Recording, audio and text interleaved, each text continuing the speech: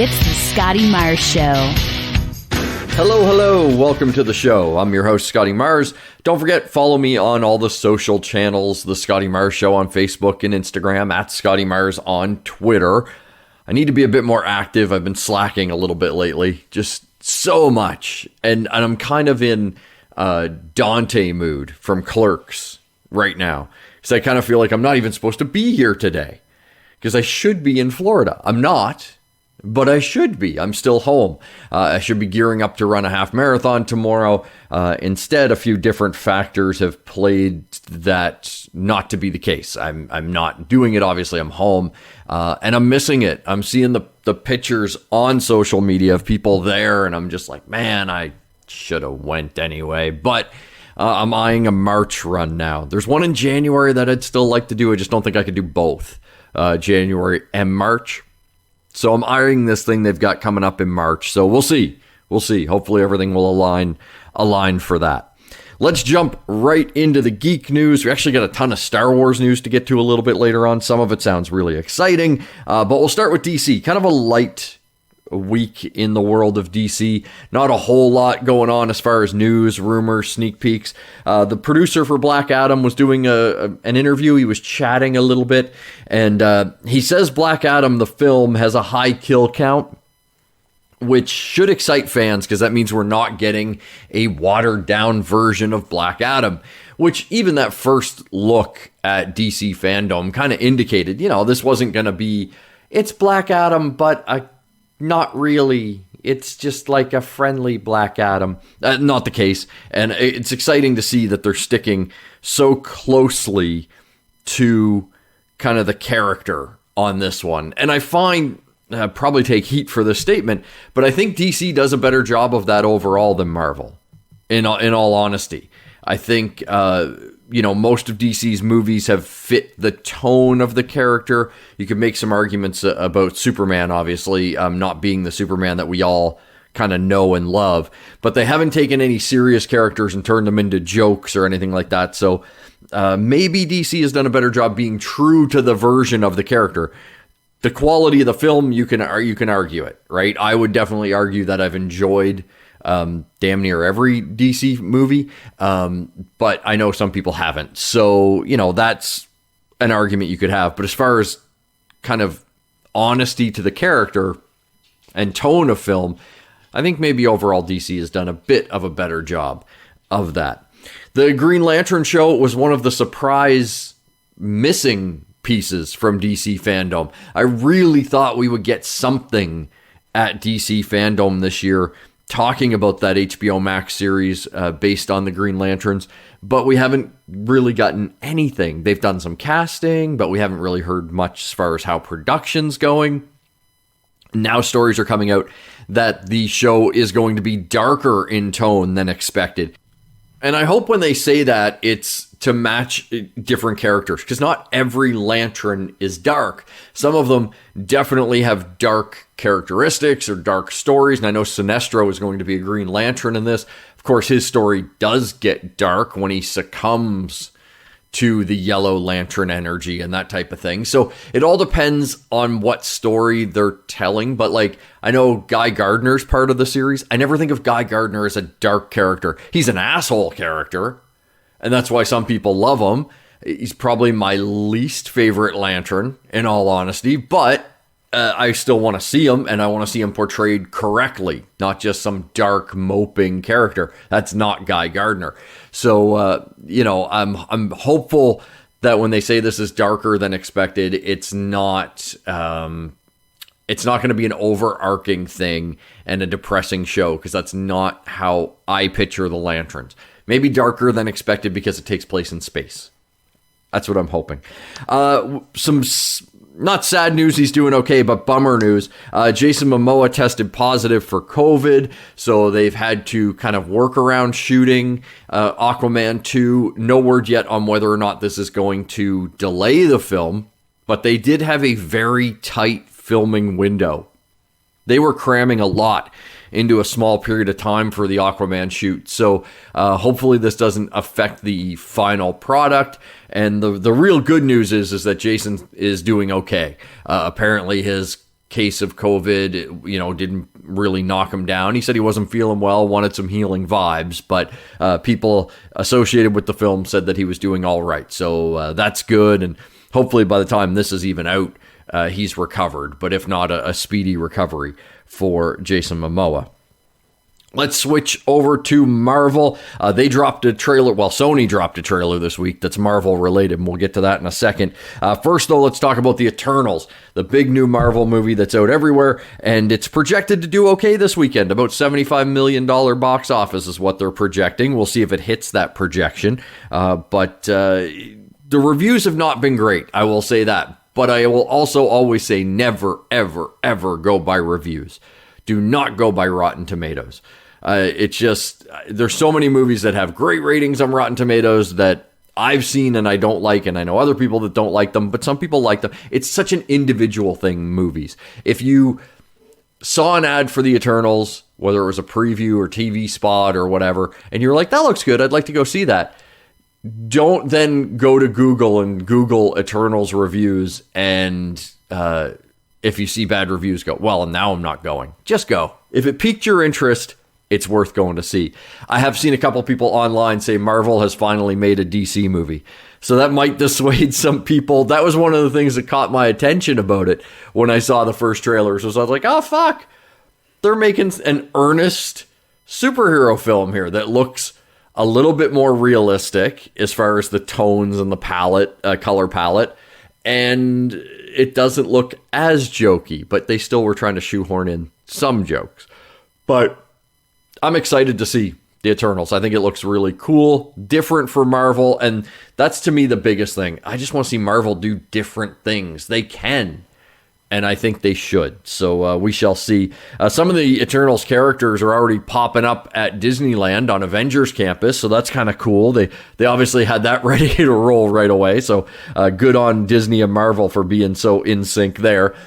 This one touches on Marvel because the guy stars in a Marvel movie, but so I kind of shoehorned it in here, but I wanted to comment on it. Chris Pratt, obviously who plays Star-Lord, has been cast to voice Garfield in an upcoming Garfield movie. And you may remember Chris Pratt was recently cast to be the voice of Mario in a Super Mario Brothers movie.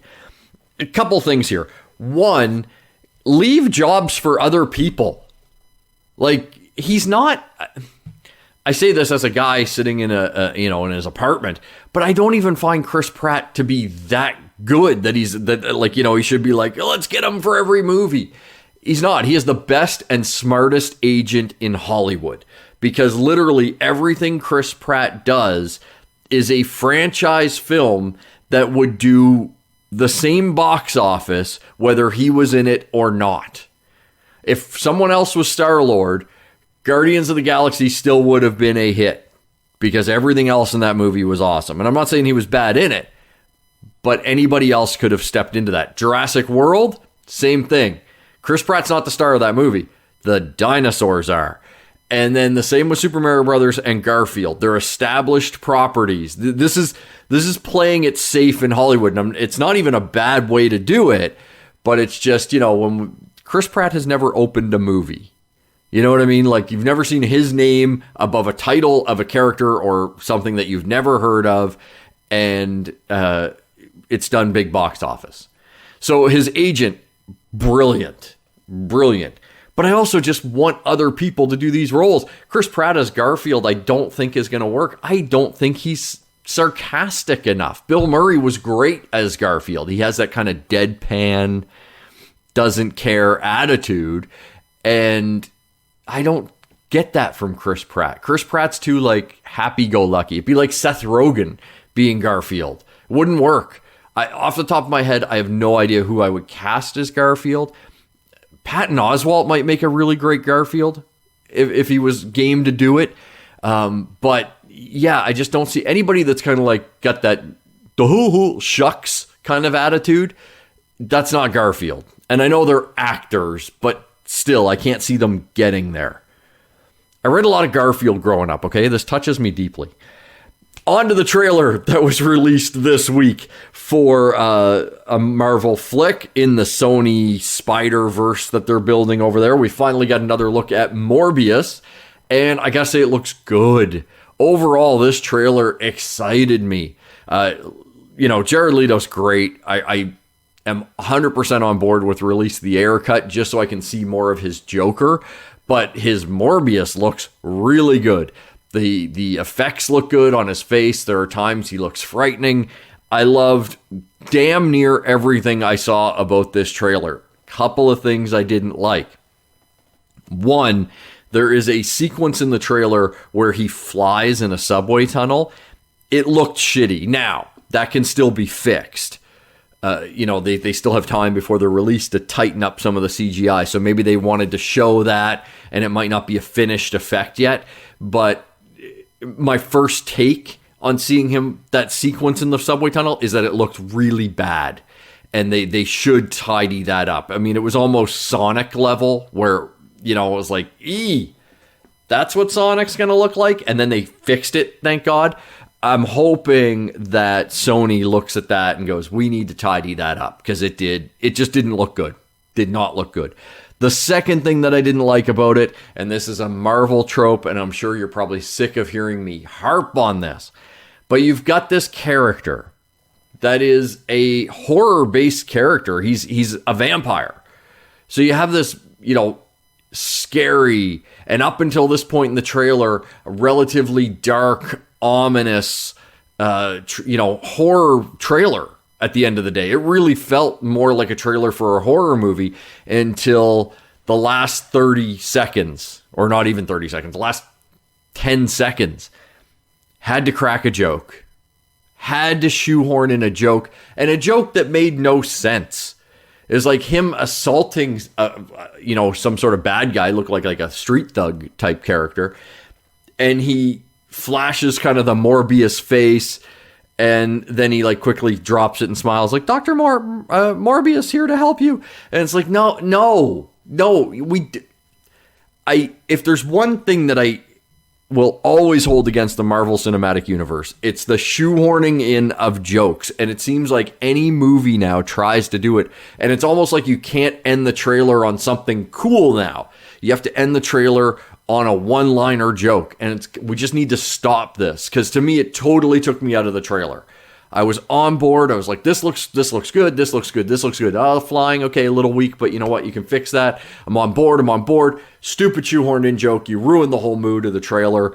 Why? Why in the fuck do you need to do this? Just go, hey, guess what? This isn't a jokey character. It's a vampire. This is a horror movie superhero film. Enjoy. I know it seems like I'm asking for the moon here. It drove me nuts. That shoehorned in joke just drove me, because it seemed so out of place with the rest of the trailer. Just stop it. Stop it, companies. Leave us going, that looks cool, as opposed to trying to make us leave every trailer going, ha ha ha ha ha, a one-liner. Weak. Overall, trailer looked good. Last 10 seconds, weak. And fix the flying. On to Star Wars, because we got some really cool Star Wars rumors floating around out there, so we need to delve into these a little bit. First up, Disney Plus Day is coming up on November 12th. We're getting some cool movies being dropped on Disney Plus that day, but we're also supposedly, rumor has it, going to be getting sneak peeks at some upcoming Disney Plus stuff. And that includes, maybe, according to rumors, we may get a new look at Obi-Wan Andor, which is a lot harder to say, Andor. But those are two of the bigger Disney Plus shows headed our way in the Star Wars world, and we haven't really seen anything from either of them yet, and Andor is way further along in filming. I think it's actually wrapped filming, if I remember correctly. So it would go without saying that on Disney Plus Day, maybe we get a full-on trailer for Andor, and maybe like a sizzle reel behind-the-scenes thing for Obi-Wan, just to help build up some excitement for it. Not that it needs it, but I just want to fucking see something from it. That's totally selfish on my part, but man, oh man, when it comes to anticipated Disney Plus shows, Obi-Wan is pretty much at the top of my list, right after the Book of Boba Fett, which we'll be talking about in a minute. So keep your eyes peeled on November 12th online for new trailers for things headed to Disney Plus, and hopefully some of that will be Star Wars content. Might even get a look at season 2 of The Bad Batch. That's a possibility as well. So another Disney Plus show that is in development is called The Acolyte, and it's been probably the most mysterious of all of the shows in development because we didn't know too much about it. Basically, the only thing we knew is that it was going to be set during the High Republic, which is about 200 years before the Skywalker saga.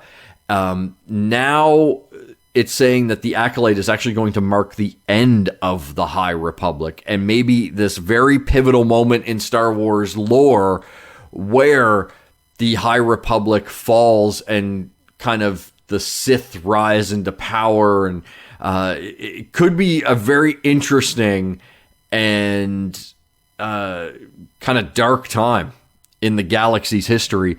So very interested to see what the Acolyte actually turns out being. But I'm also very excited that it takes place in a time that, you know, outside of video games and some stuff that they've done now in the High Republic franchise, like comic books and books, we haven't really visited.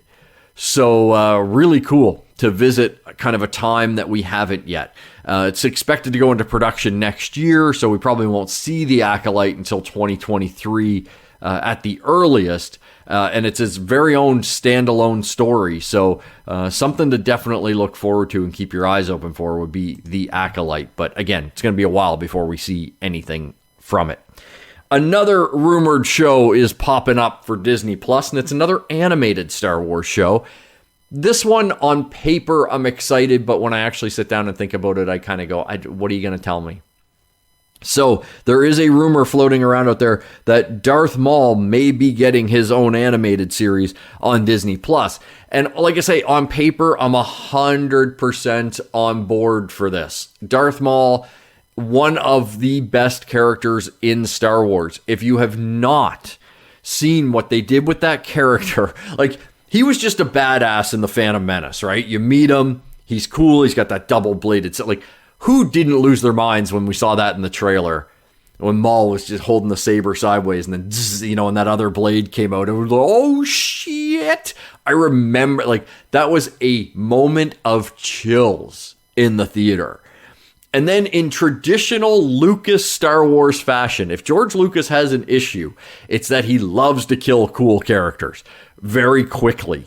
So we get Maul for The Phantom Menace. And if you're going, no, he doesn't have that thing. Maul gets killed in The Phantom Menace. Boba Fett, we meet Boba Fett, halfway through Empire at best, and he's killed at the beginning of Jedi, so he doesn't even last a full movie, really. Jabba the Hutt doesn't last very long. There's Qui-Gon Jinn gets killed, or like there's a long list of Star Wars characters that are really cool that don't last very long. And Maul was really near the top of that list with Boba Fett.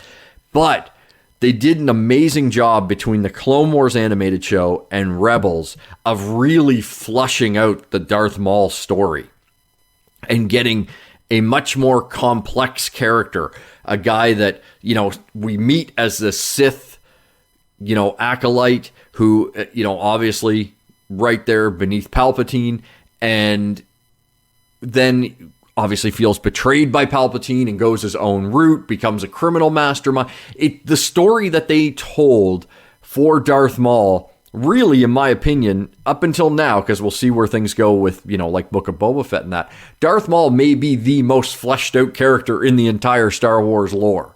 Like, he has a complete story arc.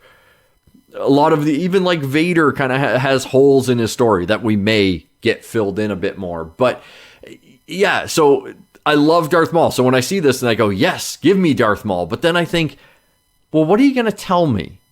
Because as I just said, they have fleshed out his story. I'm sure there's pockets of that story that you could go and fill in. But overall, I feel like they've kind of told the Maul story. So on paper, I'm excited about it, but I do have some hesitations. We'll see if it even happens, because right now it's a rumor. But yeah, and as I said, if you have not watched Rebels and the Clone Wars, do it just for Maul, if nothing else. And on to that other cool, badass character that didn't even last a movie. Boba Fett, of course, he made his return during The Mandalorian, and more excited I could not have been. And now, coming up in December on the 29th, that's when they will start the series, The Book of Boba Fett. We get our first look at the trailer, and it was amazing. I watched the thing pretty much 5 times consecutively, like in a row, just trying to pick out different things. And it is a crime story. There's no other way about this. This is going to be a crime drama dealing with the underworld of a galaxy far, far away. I'm 100% on board for this. And I mentioned this in a previous podcast that I think they're trying to turn Boba Fett into the anti-hero of the Star Wars universe. We never really had one. Solo would have been the closest, right? Where, yeah, he's a bit of a scoundrel, but there's really only a moment of him doing something wrong, right? When he leaves as they're assaulting the Death Star in A New Hope. You're like, well, that was shitty of him. But then he comes back. He redeems himself in 20 minutes. And after that, he was still like playful, but he always did the right thing. So he wasn't really an anti-hero. We've never had that Punisher, Red Hood guy that does the right thing, but maybe in the wrong way, or sometimes just serves their own self-interest, whether it's the right thing to do or not. And I think that's where we're going to get Boba Fett. That's where he is going to lie in Star Wars, which is very exciting. And the show definitely kind of lays that out.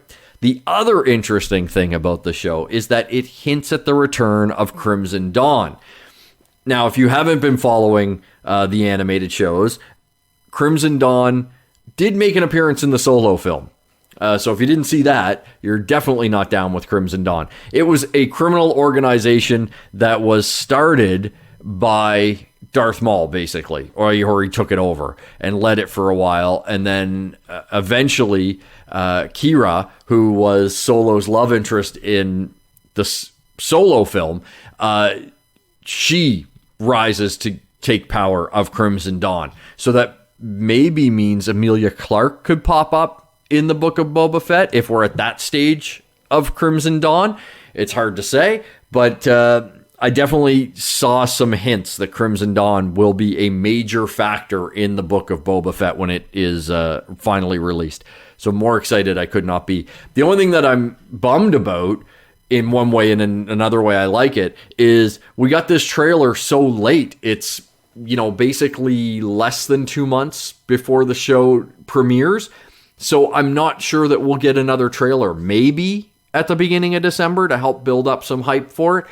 And the only reason why I say I'm bummed about it is just because I just want to see it. Again, totally selfish. Like it's an interesting marketing strategy. Maybe just give us one great trailer, get us excited, pump the fuck out of that trailer, and then you haven't given away the series.